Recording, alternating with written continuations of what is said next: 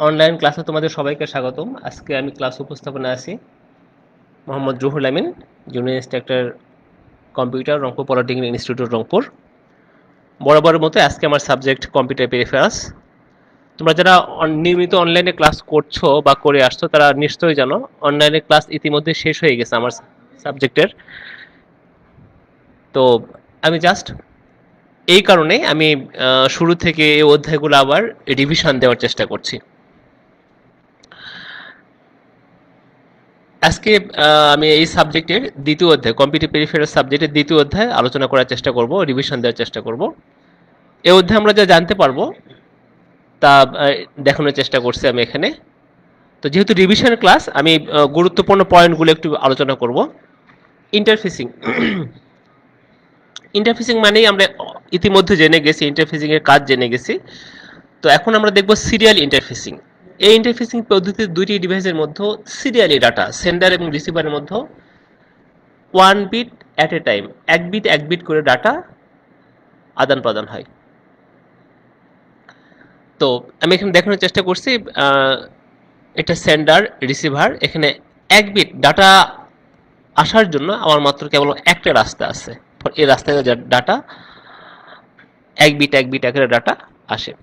Interfacing এর প্রয়োজনীয়তা, interfacing এর মাধ্যমে সিপিইউ অন্যান্য পেরিফেরালস বা একাধিক পেরিফেরালসের মধ্যে ডাটা আদান প্রদান হয়ে থাকে। সিপিইউ সাধারণত প্যারালাল ফর্মে ডাটা আদান প্রদান করে থাকে, কিন্তু কিছু কিছু ডিভাইস যারা ন্যাচারালি সিরিয়ালি ডাটা আদান প্রদান করে থাকে, এই সকল ডিভাইসের সাথে সিপিইউ ডাটা আদান প্রদান করার জন্য আমরা সিরিয়াল ইন্টারফেস ব্যবহার করে থাকি। সিরিয়াল ইন্টারফেসিং এর প্রকারভেদ, এটা দুই প্রকার আমরা জানি, সিনক্রোনাস এবং অ্যাসিনক্রোনাস। সিনক্রোনাস সমলেই, অ্যাসিনক্রোনাস অসমলেই। অ্যাসিনক্রোনাস পদ্ধতিতে ডাটা সমূহ ক্যারেক্টার আকারে, অর্থাৎ one character at a time data transmit হয়ে থাকে। আমি এখানে দেখানোর চেষ্টা করছি সেন্ডার রিসিভার। এটা হচ্ছে মূল ডাটা। মূল ডাটা শুরুতে থাকবে স্টার্ট বিট এবং শেষে থাকবে স্টপ বিট। এই ডাটার স্ট্রাকচারটা কেমন হবে এখানে দেখানোর চেষ্টা করছি আমি। এই আকাশি কালার দ্বারা আমি দেখাইছি এটা মূল ডাটা, সবুজ কালার এটা হচ্ছে start bit always 0, stop bit always 1, আর এই যে প্যারিটি বিটটা নির্ভর করে আমি কি ধরনের প্যারিটি ব্যবহার করব। প্যারিটি বিট দুই ধরনের হয়ে থাকে, অড প্যারিটি এবং ইভেন প্যারিটি। আর প্যারিটি বিটটাও নির্ভর করে যে আমার ডাটায় মূল ডাটার মধ্যে ওয়ানের সংখ্যা কত তার উপরে। তো এটা তোমরা নিশ্চয়ই ডিজিটাল ইলেকট্রনিক্স ওয়ানে জেনে গেছো প্যারিটি বিট কি, প্যারিটি বিটের কত প্রকার, অড প্যারিটি কি, ইভেন প্যারিটি কি ইত্যাদি। আমি এখানে দেখানোর চেষ্টা করছি এখান থেকে এই পর্যন্ত এটা হচ্ছে আমাদের মূল ডাটা, 0 থেকে অ্যাকচুয়াল 7 হবো, এটা আমাদের 8 বিট মূল ডাটা। তারপরে স্টার্ট বিট, স্টপ বিট এবং parity bit. Start bit, stop bit এটা হচ্ছে প্যারিটি বিট। আর যে সময় কোনো ডাটা আদান প্রদান হবে না সেই সময়টাকে বলা হচ্ছে আইডল, মানে অলস সময়। অ্যাকচুয়ালি যখন আমরা কিবোর্ড থেকে যখন কোনো কিছু টাইপ করি বা কোনো কিছু লিখে থাকি, এই ধরনের ডাটা ট্রান্সমিশন সাধারণত অ্যাসিনক্রোনাস পদ্ধতিতে হয়ে থাকে। এটা তোমরা জেনে গেছো। ব্লক ডায়াগ্রাম সহ অ্যাসিনক্রোনাস সিরিয়াল ইন্টারফেসিং। আমরা জানি ইন্টারফেসিং এর উপাদানগুলো কি কি, এসবের কোনটার কি নাম, কোনটার কি কাজ অলরেডি আমরা জেনে গেছি। একটা ইন্টারফেসিং এ কি কি উপাদান থাকে: transmitting data buffer register, shift register, receiving data buffer register, divide by status register, control register এবং কন্ট্রোল লজিক। এই উপাদানগুলো ট্রান্সমিটিং এবং রিসিভিং এই দুইটা মিলে একটা বলা হয়, এটা বলা হচ্ছে bidirectional data buffer register. তারপরে কন্ট্রোল রেজিস্টার, স্ট্যাটাস রেজিস্টার। এখানে দেখার চেষ্টা করো কন্ট্রোল এবং এই স্ট্যাটাস রেজিস্টারের ডাটা আদান প্রদান সাধারণত ডাটাবেসের মাধ্যমে হয়ে থাকে। তাহলে একটা অ্যাসিনক্রোনাস সিরিয়াল ইন্টারফেসিং আমাদের কি কি উপাদান থাকে: data buffer register, transmitting and receiving, receiving. CPU যখন কোনো ডাটা ট্রান্সমিট করার পূর্বে অস্থায়ীভাবে সংরক্ষণ করবে এখানে। আবার সিপিইউ যখন কোনো ডাটা গ্রহণ করবে পেরিফেরালস থেকে, সেই ডাটাটাও রিসিভিং ইউনিটে অস্থায়ীভাবে জমা থাকবে। স্ট্যাটাস রেজিস্টার, সিপিইউর বর্তমান স্ট্যাটাসটা সিপিইউকে জানানোর জন্য এই রেজিস্টার বিভিন্ন ধরনের কন্ট্রোল ওয়ার্ড তৈরি করে থাকে। কন্ট্রোল রেজিস্টার, এটিকে বলা হচ্ছে কন্ট্রোল রেজিস্টার। কন্ট্রোল রেজিস্টারের কাজ হচ্ছে সিপিইউ তার কোনো অপারেশন সম্পন্ন করার জন্য বিভিন্ন ধরনের কন্ট্রোল ওয়ার্ড এই ইন্টারফেস ইউনিটে দিয়ে থাকে। আমি পরবর্তী স্লাইডে আমি এটা ব্যাপারে বিস্তারিত আলোচনা করছি। Internal clock, sorry external clock, chip enable, এই চিপটাকে অ্যাক্টিভ করার জন্য একটা এক্সটার্নাল কন্ট্রোল সিগন্যাল দেওয়া হয়ে থাকে। কন্ট্রোল লজিক, এই এই ইন্টারফেস ইউনিট তার কার্যক্রম সম্পূর্ণ করার জন্য বিভিন্ন ধরনের কন্ট্রোল ওয়ার্ড তৈরি করে এখানে যতগুলা মডিউল বা ডিভাইস আছে সবাইকে নিয়ন্ত্রণ করে থাকে। আর দুইটা শিফট রেজিস্টার ব্যবহার করা হয়েছে এখানে, একটা হচ্ছে parallel in serial out shift register, আর একটা হচ্ছে serial in parallel out shift register. অর্থাৎ সিপিইউ থেকে যে ডাটাটা পেরিফেরালসে যাবে সেটা হবে প্যারালাল ইন সিরিয়াল আউট, আর পেরিফেরালস থেকে যে ডাটাটা সিপিইউ রিসিভ করবে এটা হবে সিরিয়াল ইন প্যারালাল আউট। এসবের বৈশিষ্ট্য সুবিধা অসুবিধা আমি দেখাই দিচ্ছি, তোমরা একটু ইয়ে করবা, বাসায় পড়ে নেবা, ঠিক আছে। যেহেতু গত ক্লাসে এটা আলোচনা করছিলাম এই জন্য আর বিস্তারিত আলোচনা করলাম না, তারপরে একটু আমি সংক্ষেপে রিভিশন দেই নেই। সিপিইউ যখন কোনো ডাটা ট্রান্সমিট করবে সেই ডাটাটা অস্থায়ীভাবে প্রাথমিক অবস্থায় ট্রান্সমিটিং ডাটা বাফার রেজিস্টারে জমা হবে। জমা হওয়ার পরে এই ডাটাটা প্যারালালি একটা শিফট রেজিস্টারে জমা হবে। এই জমা হওয়ার সময় এর সাথে এই যে স্টার্ট বিট, স্টপ বিট এবং প্যারিটি বিট যুক্ত হবে। যুক্ত হয়ে এক্সটার্নাল ক্লকের মাধ্যমে এক বিট করে ডাটা আমাদের পেরিফেরাসে ট্রান্সমিট হবে। আগেই বলে নেই, আমরা যেটা আলোচনা করছি অ্যাসিনক্রোনাস সিরিয়াল ইন্টারফেস, অর্থাৎ এই ইন্টারফেস পদ্ধতিতে একটি করে ক্যারেক্টার আমার সিপিইউ থেকে পেরিফেরাসে যাওয়ার জন্য আমাদের এই ইন্টারফেস সার্কিটে ব্যবহার করে থাকি। আর ইন্টারফেস সার্কিটটা কি জিনিস, যে সিপিইউ এবং পেরিফেরাসের মতো ডাটা আদান প্রদানের সময় একটা মধ্যস্থতাকারী ডিভাইস। ঠিক একইভাবে যখন পেরিফেরালস কোনো ডাটা সেন্ড করবে, আমার রিসিভিং এই শিফট রেজিস্টারের মাধ্যমে সিরিয়ালে ডাটাটা রিসিভ হবে। রিসিভ হওয়ার পরে এর সাথে যে স্টার্ট বিট, স্টপ বিট এবং প্যারিটি বিটগুলো আছে সেগুলো বাদ দিয়ে মূল ডাটাটা রিসিভিং ডাটা বাফার রেজিস্টারে যাবে এবং রিসিভিং ডাটা বাফার রেজিস্টার থেকে এই ডাটা বাসের মাধ্যমে আবার সিপিইউতে চলে যাবে। এই আর এসবের কাজ তো আমরা জানি, control register, status register, control লজিকের কাজ আমরা তো আগেই জেনেছি। এসবের সুবিধা অসুবিধা তোমরা দেখে নেবা, এখানে আলোচনা করার কিছু নেই। এখন দেখি আমরা সিনক্রোনাস সিরিয়াল ইন্টারফেস।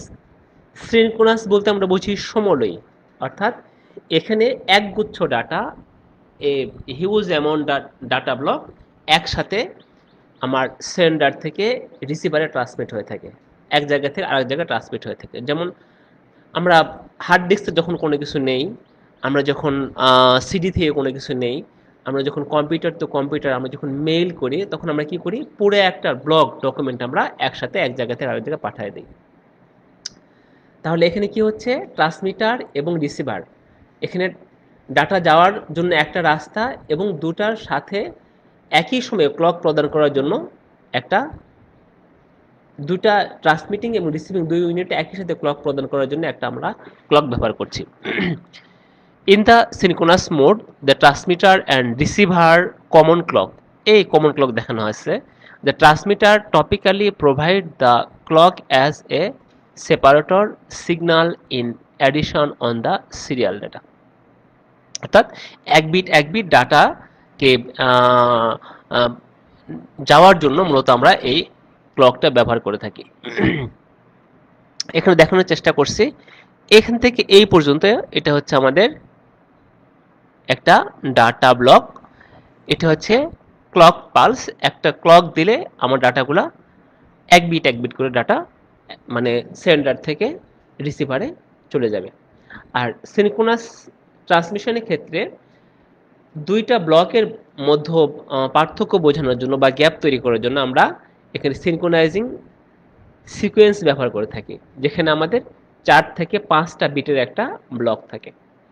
আর অ্যাসিনক্রোনাসের ক্ষেত্রে কি ছিল আমাদের? আমাদের একটা স্টার্ট বিট, একটা স্টপ বিট এবং একটা প্যারিটি বিট ছিল। আর এটা হচ্ছে আমাদের 8 বিট ইস ক্যারেক্টার। প্রত্যেকটি ক্যারেক্টারের জন্য আমাদের 8টা করে বিট বরাদ্দ আছে। প্রত্যেকটা ক্যারেক্টারের জন্য আমাদের একটা করে একটা 8 বিটের ব্লক এখানে আছে। এই হচ্ছে মূলত সিনক্রোনাস ডাটা ট্রান্সমিশন। এখানে ব্লক ডায়াগ্রাম সহ synchronous serial interfacing.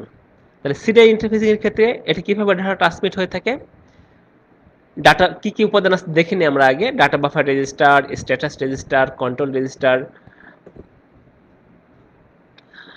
Control logic, shift register, parallel in, serial out এবং সিরিয়াল ইন প্যারালাল আউট এবং সিনক্রোনাইজ জেনারেটর অ্যান্ড রিকগনাইজার। তাহলে তোমরা ইতিমধ্যে জেনে গেছো সিপিইউ কেবলমাত্র মূল ডাটাটুকু নিয়ে, যেমন স্টার্ট বিট, অ্যাসিনক্রোনাসের ক্ষেত্রে যেটা হয় start bit, stop bit, parity bit, এসব কিছু বাদ দিয়ে মূল ডাটাটুকু গ্রহণ করে। ঠিক একইভাবে এবং গ্রহণ করে এটাকে প্রসেস করে থাকে। প্রসেস করে যখন প্রসেসকৃত ডাটা কোনো পেরিফেরালসে পাঠাবে, তখন এটা কি হবে? সিপিইউ থেকে এটা প্যারালালি ট্রান্সমিটিং ডাটা বাফার রেজিস্টারে এসে জমা হবে। জমা হওয়ার পরে এর সাথে সিনক্রোনাইজ জেনারেটরের মাধ্যমে আমরা কি করব? এটা যে একটা সিনক্রোনাইজ ব্লক, এটা বোঝানোর জন্য এটা 4 থেকে 5 বিটের একটা ব্লক আমরা সামনে বসাই দেব, যাতে করে রিসিভার পেরিফেরালস বুঝতে পারে এটা একটা সিনক্রোনাইজ ডাটা। আর অ্যাসিনক্রোনাসের ক্ষেত্রে আমরা কি দেই? স্টার্ট বিট, স্টপ বিট এবং প্যারিটি বিট দেই। কিন্তু সিনক্রোনাসের ক্ষেত্রে সেটা দেওয়ার প্রয়োজন হয় না, আমরা 5 বিটের একটা সিনক্রোনাইজ ব্লক বা সিনক্রোনাইজ সিকোয়েন্স দিয়ে থাকি। তাহলে এই ডাটাটা কি হচ্ছে আমাদের? তাহলে মূল ডাটাটা আমাদের পেরিফেরালসে যাওয়ার পূর্বে এর সাথে আমরা সিনক্রোনাইজ জেনারেট করে দিচ্ছি। জেনারেট করে দিয়ে আমরা parallel in, serial out, shift রেজিস্টারে দিচ্ছি এবং তারপরে একটা ক্লকের মাধ্যমে এক বিট করে ডাটা আমরা পেরিফেরালসে ট্রান্সফার করছি। ঠিক একইভাবে রিসিভিং পেরিফেরালস থেকে আমাদের shift register, serial in, parallel out, shift রেজিস্টারে এক বিট করে ডাটা ইন হবে। ইন হওয়ার পরে এর সাথে যে সিনক্রোনাইজ ব্লক আছে সেটাকে বাদ দিয়ে মূল ডাটাটাকে আমরা কোথায় দেব? রিসিভিং ডাটা বাফার রেজিস্টারে দেব। এরপর রিসিভিং ডাটা বাফার রেজিস্টার এটা ডাটা বাসের মাধ্যমে পরবর্তী প্রসেসিং এর জন্য এটা সিপিইউতে পাঠিয়ে দেবে। আর স্ট্যাটাস রেজিস্টার, কন্ট্রোল রেজিস্টার বা কন্ট্রোল লজিকের কাজ আমরা একাধিকবার আমাদের ইন্টারফেস ইউনিটের যে অংশগুলো আছে, মূল অংশগুলা আমরা একাধিকবার জেনেছি। তারপরে বলছি আমি, স্ট্যাটাস রেজিস্টারের কাজ হচ্ছে ইন্টারফেস ইউনিটের বর্তমান অবস্থাটা সিপিইউকে জানানো, যে সে বিজি আছে নাকি রেডি আছে। কন্ট্রোল রেজিস্টার, সিপিইউ তার কোনো অপারেশন সম্পন্ন করার জন্য বিভিন্ন কন্ট্রোল ওয়ার্ড এই ইন্টারফেস ইউনিটে প্রদান করে থাকে। তোমাদের আবারও বলে নেই, এই স্ট্যাটাস সিগন্যাল এবং কন্ট্রোল সিগন্যাল এই দুটাই সিপিইউতে আদান প্রদানের জন্য আমাদের ডাটাবেস ব্যবহার করা হয়ে থাকে। আর কন্ট্রোল লজিকটা আমাদের কন্ট্রোল বাস দ্বারা নিয়ন্ত্রণ করা হয়ে থাকে। এই সিনক্রোনাইজ জেনারেটরের কাজ হচ্ছে যখন কোনো ডাটা সিপিইউ থেকে পেরিফেরালসে যাবে তার সাথে একটা সিনক্রোনাইজ সিকোয়েন্স বা ব্লক জেনারেট করে দেওয়া। আর পেরিফেরালসে যখন কোনো ডাটা সিপিইউতে আসবে, ওই ডাটার মধ্যে যে সিনক্রোনাইজ ব্লক আছে সেই ব্লকটাকে বাদ দেওয়ার জন্য আমরা সিনক্রোনাইজ রিকগনাইজার ব্যবহার করছি। এই এসবের পার্থক্য, সুবিধা অসুবিধা বা বৈশিষ্ট্য তোমরা নিজেরা পড়ে নেবা। USART, universal synchronous asynchronous receiver transmitter. এটা একটি LSI, large scale integration chip. এটা আইসি নাম্বার হচ্ছে 8521A। এটা কি করে? যত ধরনের সিনক্রোনাস এবং অ্যাসিনক্রোনাস ডাটা ট্রান্সমিশন আছে, ডাটা রিসিভিং, ইউনিভার্সাল মানে কি? সার্বজনীন। অর্থাৎ যত ধরনের সিনক্রোনাস অ্যাসিনক্রোনাস ট্রান্সমিশন আছে সকল ধরনের ট্রান্সমিশন আমাদের এই ইন্টারফেস সার্কিট সাপোর্ট করবে। তাহলে এটা এক্সটার্নাল রেজিস্টার প্রোগ্রাম লিখে সিরিয়াল ইনপুট আউটপুট ডিভাইসের মাধ্যমে ফাংশন স্পেসিফাই করা যায়। এবং এটাকে প্রোগ্রামেবল কমিউনিকেশন ইন্টারফেসও বলা হয়ে থাকে। এর উপাদানগুলো দেখি আমরা। Data bus buffer. Data bus buffer আমরা ঠিক এর আগেই দেখে আসছি। ডাটা বাস বাফার কি? CPU to peripherals, peripherals to সিপিইউতে ডাটা আদান প্রদানের সময় এই অংশের ডাটাটা অস্থায়ীভাবে সংরক্ষণ থাকে। রিড রাইট কন্ট্রোল লজিক, এটাকে এক্সপ্যান্ড করলে, বড় করলে কেমন দেখায় আমি পরবর্তী স্লাইডে দেখানোর চেষ্টা করি। এটা হচ্ছে read write control logic, modem control, transmitting buffer register, transmitting control, receiving buffer register, receiving control. আমরা পরবর্তী স্লাইডে এটা একটু বড় করে দেখানোর চেষ্টা করছি। আমি এখানে দেখানোর চেষ্টা করছি আমরা এখানে যে কন্ট্রোল সিগন্যালগুলো ব্যবহার করছি তার এসবের নাম এবং এসবের কাজ কি, জাস্ট প্রত্যেকটা সিগন্যালের আমি পূর্ণ রূপ দেখানোর চেষ্টা করছি এখানে। এখন দেখি ইউএসএআরটি ব্লক ডায়াগ্রাম, এটিকে 5 ভাগে ভাগ করা হয়েছে। ডাটা বাস বাফার সেকশন, এটাকে ডাটা বাস বাফার সেকশন যদি আমরা এটাকে একটু বড় করি, এটা হচ্ছে রিড রাইট কন্ট্রোল লজিক একই দেখাচ্ছে, কিন্তু যখন আমরা এটাকে বড় করব তখন কেমন দেখাচ্ছে? এটা data bus buffer register, control register এবং স্ট্যাটাস রেজিস্টার, যেটা আমরা ঠিক আগের স্লাইডে আমরা অ্যাসিনক্রোনাস বা সিরিয়াল ইন্টারফেস সার্কিটটা কেমন, সেখানে আমাদের কিন্তু এই অংশগুলো ছিল।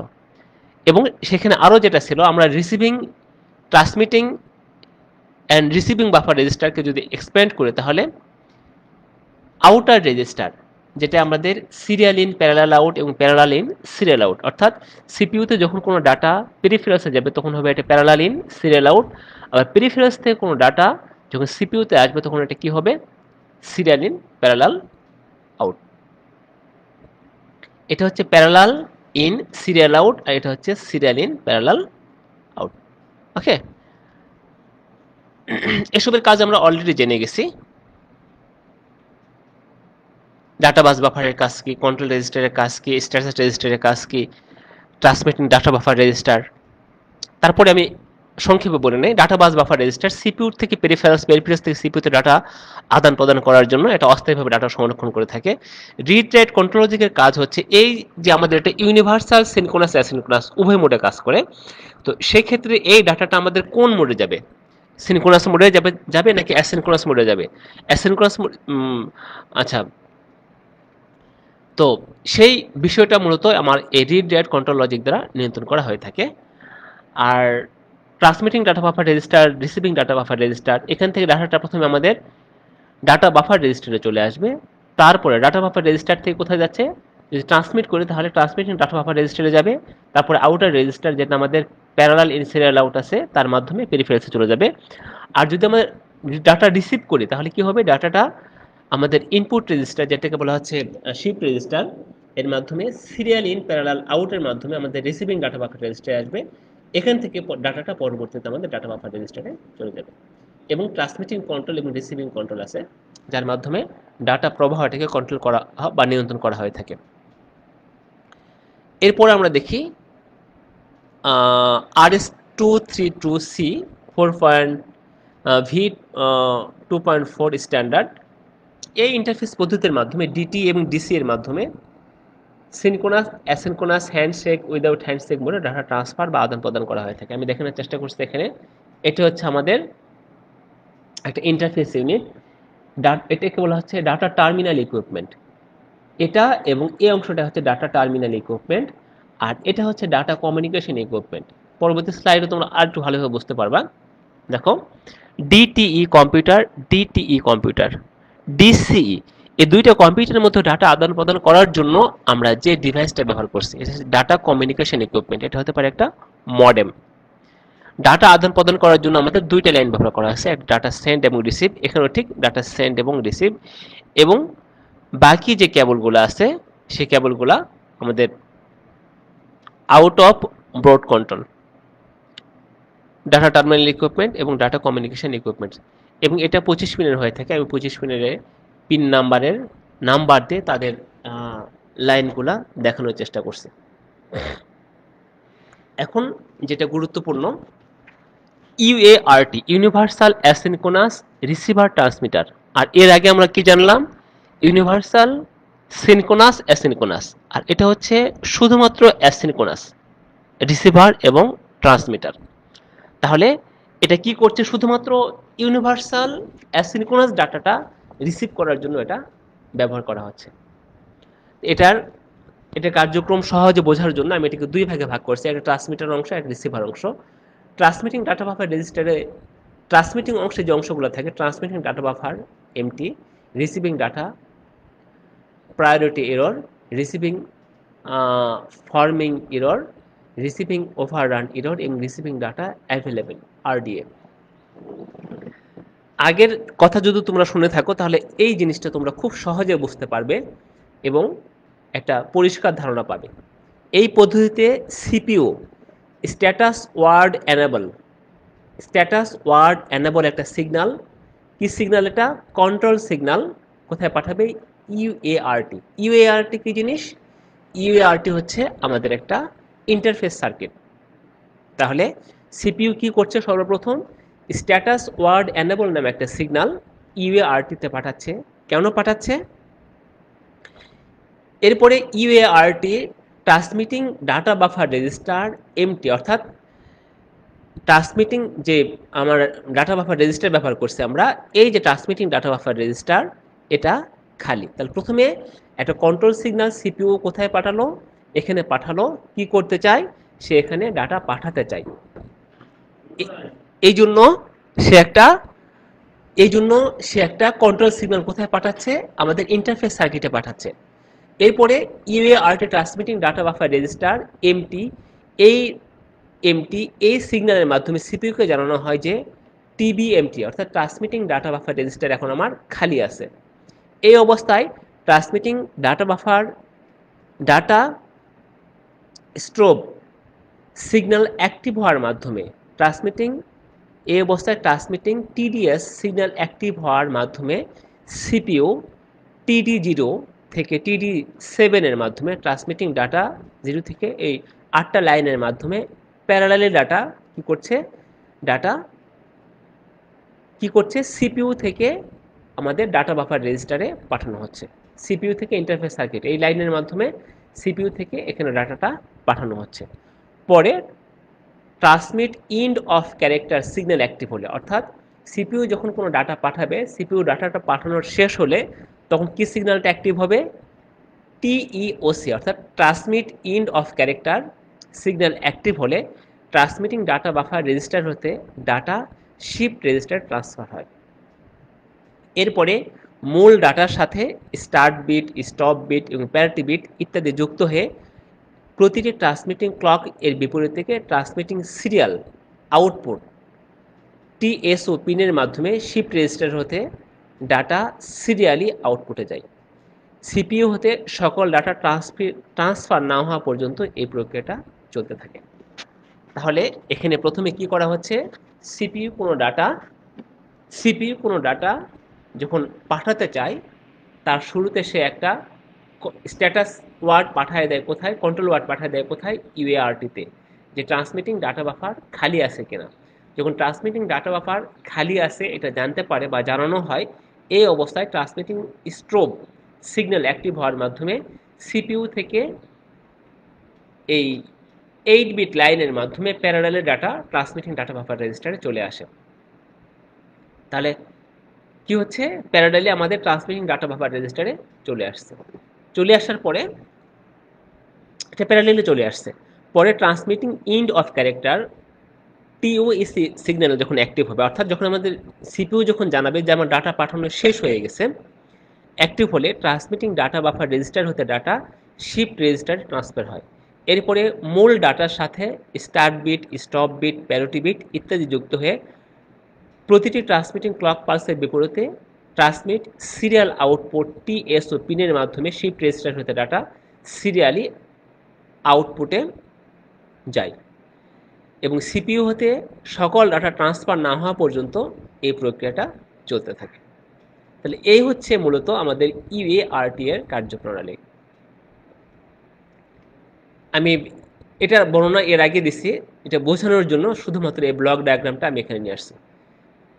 এখন আমরা দেখি আমাদের রিসিভিং ইউনিট কি করছে। তাহলে যখন ইউএআরটি কিভাবে ডাটা ট্রান্সফার করে সিপিইউ থেকে ডাটা কিভাবে ট্রান্সফার করে সেটা আমরা আগের স্লাইডে দেখলাম।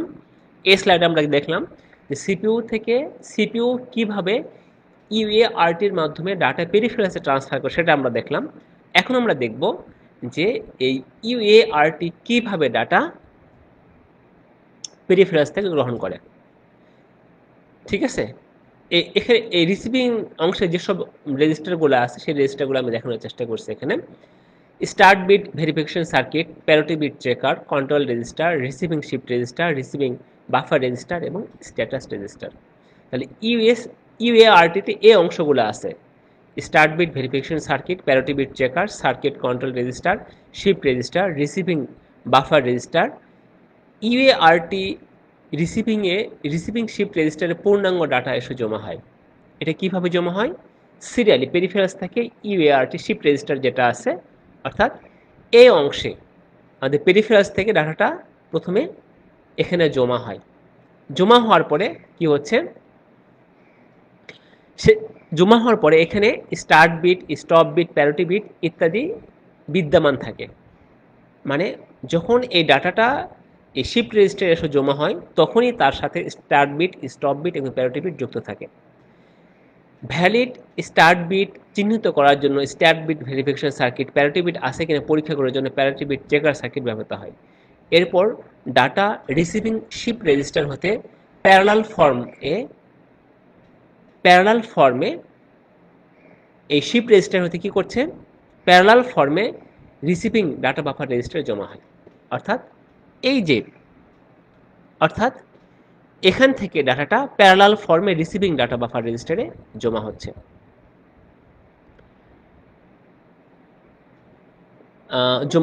এই সময় receiving data available RDA flag set হয়। যখন রিসিভিং রেজিস্টারে কোনো ডাটা চলে আসে আমাদের শিফট রেজিস্টার থেকে, তখন রিসিভিং ডাটা রেজিস্টার একটা ফ্ল্যাগ সেট করে দেয় যে আমার এখানে ডাটা চলে আসছে, এবং CPU status word enable active করে স্ট্যাটাস রেজিস্টার খবর নেয় যে আরডিএ অ্যাক্টিভ কিনা। এই যে স্ট্যাটাস ওয়ার্ড এনেবল, এটা কে দিচ্ছে? সিপিইউ দিচ্ছে। কাকে? আমাদের এই ইন্টারফেস সার্কিটে, যে সে এখন ডাটা গ্রহণ করতে চায় বা আমাদের স্ট্যাটাস রেজিস্টার খবর নেয় যে আরডিএ অর্থাৎ রিসিভিং ডাটা অ্যাভেলেবেল আছে কিনা, অর্থাৎ রিসিভিং রেজিস্টারে আমাদের ডাটা আছে কিনা। আরডিএ অ্যাক্টিভ হলে সিপিইউ রিসিভিং ডাটা এনেবল আরডিই পিনটি অ্যাক্টিভ করে রিসিভিং ডাটা বাফার রেজিস্টার হতে ডাটা গ্রহণ করে, এবং ডাটা রিড করার পরে CPU receiving data available reset করে, মানে এটা ক্লিয়ার করে, মানে সকল ডাটা যখন আমার রিসিভিং ডাটা বাফার রেজিস্টার থেকে সিপিইউ নিয়ে নেয়, তখন কি করছে, আরডিএআর এটাকে রিসেট করে, অর্থাৎ এটাকে খালি করে দেয় এবং সিগন্যাল অ্যাক্টিভ করে দেয়, সিগন্যাল অ্যাক্টিভ করে দেয়, যা আরডিএ পিন রিসেট করে। আরডিএ অর্থাৎ রিসিভিং ডাটা অ্যাভেলেবেল, এটাকে যখন রিসেট করা হবে তখন এটা খালি দেখাবে বা শূন্য দেখাবে। পরবর্তীতে ক্যারেক্টার শিফট রেজিস্টারে জমা হয় এবং সমস্ত ডাটা রিসিভ না হওয়া পর্যন্ত এই প্রক্রিয়া চলতে থাকে। তাহলে এই অংশটা কি করছে? প্রথমে শিফট রেজিস্টারের মাধ্যমে এই অংশটা কি কাজ করছে? প্রথমে শিফট রেজিস্টারের মাধ্যমে সিরিয়াল ডাটাটা গ্রহণ করার পরে বিভিন্ন কন্ট্রোল ওয়ার্ড সিপিইউ এবং ইউএআরটির মাধ্যমে আদান-প্রদানের মাধ্যমে দুজনের মতো ডাটা আদান-প্রদান করছে। এটা খুবই সহজ, শুধুমাত্র একটু মনোযোগ সহকারে পড়ে দেখবা আমি যে স্লাইডটা দেখলাম, তাহলে তোমরা একেবারে পরিষ্কার ধারণা পাবে। তো আজকের ক্লাস এই পর্যন্ত। পরবর্তী ক্লাসে আমি তৃতীয় অধ্যায় আলোচনা করার চেষ্টা করব। সবাইকে ধন্যবাদ জানিয়ে আজকের ক্লাস আমি এখানে শেষ করছি। আর দেখার জন্য তোমরা ভিজিট করবে যে skill.gov.bd অথবা দক্ষতা বাতায়ন। সবাইকে ধন্যবাদ।